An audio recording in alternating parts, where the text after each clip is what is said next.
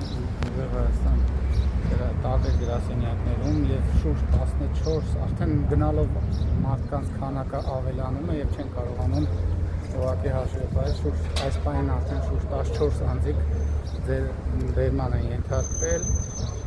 առավոտվանից փորձում ենք ճշտել թե այդ անձինք որտեղ են տարել ինչ կարգավիճակով ինչի համար որևէ ձևով ինֆորմացիա մեզ չի տրվում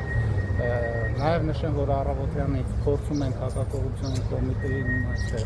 մուտք գործել շենք փորձել իրականացնել մեր վստահորդների պաշտպանությունը սակայն մինչև այս պահը դարձյալ արգելվում են մեր մուտքը եւ չեն թողում որպեսզի մենք բարձրանանք իրականացնենք անձանց պաշտպանություն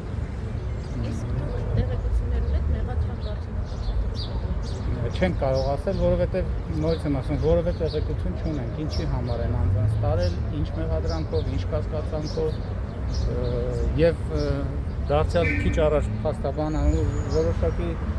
ճշտեցինք որոշ տարբեր միջոցներով վստահորդներից մեկը գտնվում է այս պահին այս շենքում, իրականացնում են հարցաքննություն,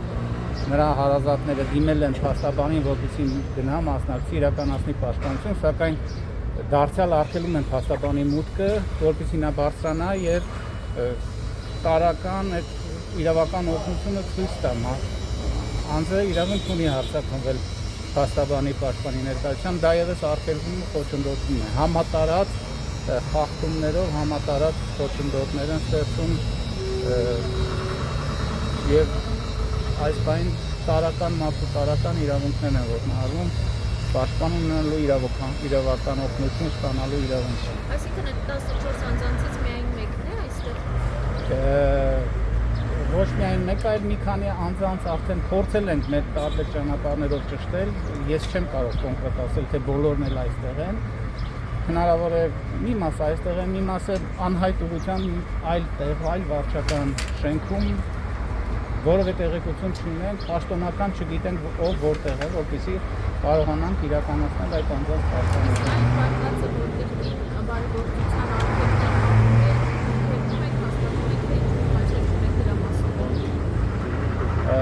Այս բանը ես չեմ կարող ասել, թե կոնկրետ ինչ մեղադրանքով են անձանց ձեռքապալել, բերման ենթարկել, որ չեմ կարող պաշտոնապես հայտնել։ Ցանկացած բան կարող են ասել, ցանկացած իհարկե ընդունված է, ինչպես տեսնում ենք, համարյա բոլոր այդ բերման ենթարկվածներին, ձեռքապալվածները մեկ մեղադրանք բարեգործության արգելք են իբր խախտում, իբր ընտրակաշարք են բաժանում, այսպես կոչված պայմանավորություններ են ձեռքբերում։ Լավ, այդ ո՞րն է հանդիսացել այս անգամ։ Նախորդը ենթադրենք ձայնագրություններ հրապարակել է, հակակոռուպցիոն այս անգամ։ Ես տեղեկություն չունեմ, ես նորից եմ կրկնում, որ հայտնի չի թե այդ անձին ինչ կասկածանքով ինչի